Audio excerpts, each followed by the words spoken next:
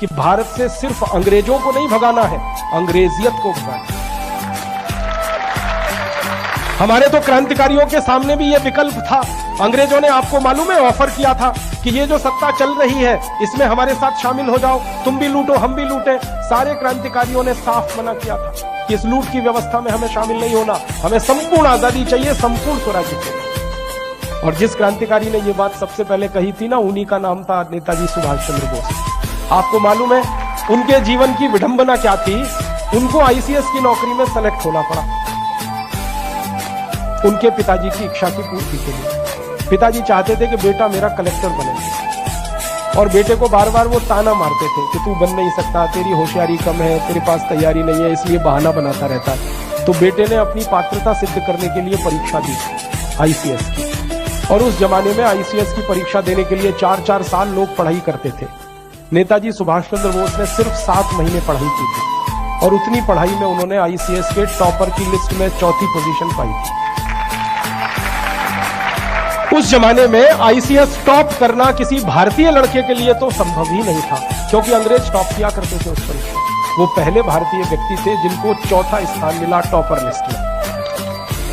बड़ी मजेदार घटना है, वो लंदन गए थे, कैम्ब्रिज यूनिवर्सिटी में एडमिशन होकर आईसीएस में बैठे थे। तो जिस दिन रिजल्ट आया ना, तो उनके सहयोगी गए थे रिजल्ट देखने के लिए, वो नहीं गए।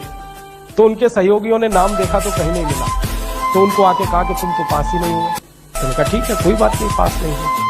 शाम को सेक्रेटरी आया, ब्रिटिश गवर्नमेंट के एक डिपार्टमेंट का सेक्रेटरी आया कि तुम्हारा नाम पास होने वालों में नहीं है, टॉपर वाली लिस्ट में है, और वो लिस्ट अभी तक लगी नहीं।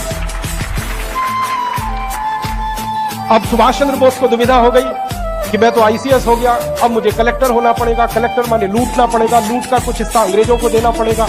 तो उनके मन में यह घमासान शुरू हुआ कि मैं इस लूट में शामिल हो जाऊं या लूट की व्यवस्था के बाहर निकलकर देश के लिए काम करूं। अंत में उनके दिल ने कहा कि तुमको तो लूट में शामिल होना नहीं है, क्योंकि तुम्हारा जन्म इसके लिए हुआ नहीं है। उन्होंने नौकरी को रिजाइन किया। जब उन्होंने इस्तीफा लिखा था तो ब्रिटिश सिस्टम में हड़कंप मच गया, क्योंकि भारत में कई लड़के पहले आईसीएस बन चुके थे, किसी में हिम्मत नहीं हुई थी इस्तीफा देने की। उन्होंने दिया, और इस्तीफे में जब उन्होंने लिखा तो यही लिखा था कि इस तंत्र में मैं शामिल इसलिए नहीं हो सकता कि मेरी भारत माता की लूट के लिए ये तंत्र बना है, और मैं मेरे देश को लूटूं ये मेरा दिल मुझे गवाही नहीं देता, मैं इसलिए छोड़ रहा हूं। रिजाइन किया, बोरिया बिस्तर समेट के भारत वापस आ गए। पिताजी के दिल पर वज्रपात हो गया कि बेटे ने आईसीएस को लात मार दी।